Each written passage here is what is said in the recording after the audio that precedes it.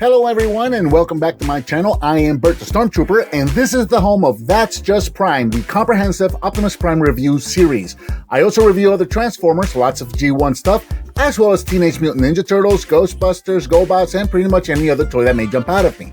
I also do the occasional arcade and pinball machine videos, unboxings, blogs, challenges, and miscellaneous videos where my daughter usually makes fun of me. Those are a lot of fun. If you're new to the channel, thanks for checking me out. Please be sure to click that subscribe button and don't forget to give me a thumbs up and share if you like what you see. Hello and welcome, I'm Bert the Stormtrooper, and today we're going to be taking a look at the Transformers War for Cybertron Trilogy Neflix Elita 1. Released in December of 2020, she's brand new, starting to hit stores right now as of the time of this recording. She is a deluxe class figure and retails for approximately $20. I just found this one today on the shelf at my local Walmart. So you can see her here packaged in that white Neflix box. It is a window packaging, so we can see Elita 1 right there in her robot mode.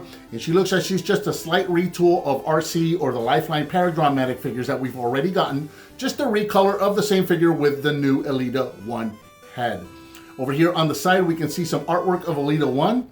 On the other side, we've got that artwork that's the Earthrise or the Kingdom artwork. I'm not really keeping up, but it's in black and white, so it's kind of giving us something different there to look at. And then around the back, we've got product shots of Elita 1, both in her robot mode and in her vehicle mode. So let's get her out of the package and check her out. Here is Elita 1 out of the package and in vehicle mode, and I love this toy. So first off, out of the package, Elita does come packaged with her instruction sheet, which again, very nicely illustrated. It shows the transformation on both sides and a couple of the things that we can do for her backpack and her weapon. Again, nothing that we're not already familiar with if you've already had any experience with the RC or the Lifeline figure. So we'll set that off to the side, and then we also have this new piece of the background. So if you're collecting these, this one is actually compatible with the one that came with Bumblebee. So you can actually plug those two together and continue working on building your background, which is pretty cool. I guess I kind of got lucky that I got two matching ones, one right after the other. And then of course we've got Elita 1, which is already again in her vehicle mode, and we've got her weapon, which can also be stored down here at the bottom. And again, not anything that we're not already familiar with. She is very, very similar to RC. She is 4.5 inches long, about an inch tall, and upon first glance, she looks identical to the RC and Lifeline molds, just painted in red with the white details, but there are some very, very subtle changes in the molding itself. We'll look at those in just a second. So just going all the way around, you can see that the vehicle is mostly all in red. We got some details in white here at the front and on the hood, along with that Autobot logo. We've got the gray seats, and then we've got that interior right there. Just the same exact interior that we saw with RC and Lifeline, and just kind of going all the way around. She rolls okay. Out of the three vehicles, out of the three female vehicles that we've gotten so far, this one seems to be the one that plugs in the most solid. It's got the least amount of gaps, and it rolls really, really nicely. So bringing in RC real quick, and again, RC and Lifeline are both the exact same mode. They're just repaints of each other. So if I'm showing one, really, I'm showing them both. But just to bring these guys in together, so you can see there are some very, let me see if I can get the light and the focus in right there. So there are some very subtle changes to the hood itself. You can see right there that this piece of the hood, this little molded piece of the hood here, is a little thinner and stretches out longer than the one on RC did.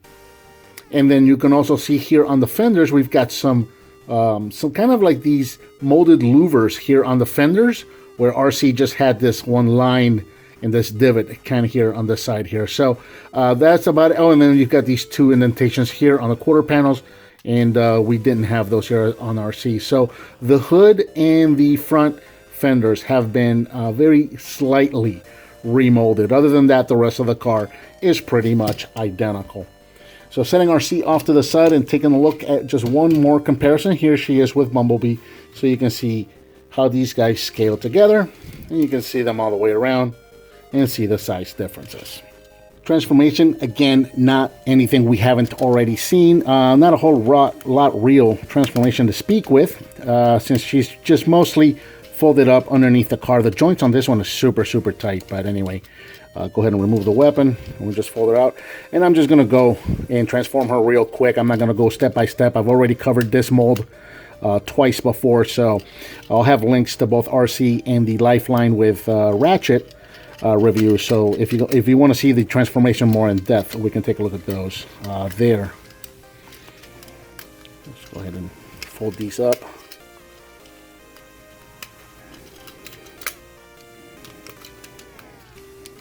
That always pops off on mine for some reason. For some reason, on this piece, this slider piece here on RC slides real easily, but for the Lifeline figure and for this figure, they just seem to be very, very tight. But she's almost done. We'll go ahead and get her finished up here. I think the whole backpack is about to fall off. No, it's not. It's still there. Go ahead and get that tabbed in there. Straighten that out. And there is Elita 1 in her robot mode. And we'll go ahead and give her her weapon. And once again, a very, very close approximation of the RC and Lifeline figures that we had before. And upon first glance, she does look like she's the same figure. At least I thought that she was going to be the same figure, just with a different head, up until I actually got her in hand. She does stand approximately 5 to 5.5 inches tall. And for articulation, we've got the head is on a ball joint, so we got a little bit of up and down, left and right. The shoulders can go forward and backwards as much as the backpack will let you. Rotation at the bicep, bend at the elbow, and a bit of a hinge at the wrist. We have rotation at the waist. The legs can go forward that far, back that far, in and out. Rotation at the thigh, double bend at the knee, and ankle forward and backward, along with some ankle tilt. So we'll go ahead and get her straightened out. We'll come in close so you can see the head, because of course we know that it's very obvious she has a brand new head. So we want to take a look at that. So there you go, brand new head. We'll bring in RC so you can see all the differences and the similarities. So very cool with the new head. Very much looks like what we saw in the Neflix show. Now, a couple of other differences between these two figures that I had not noticed myself until I got them both in hand. So, obviously, we have the new head. We also have new shoulders. The arms, the biceps, and the forearms, those appear to be the same. We have a completely new chest piece, and we have a new waist or hips or crotch piece. This is all new as well.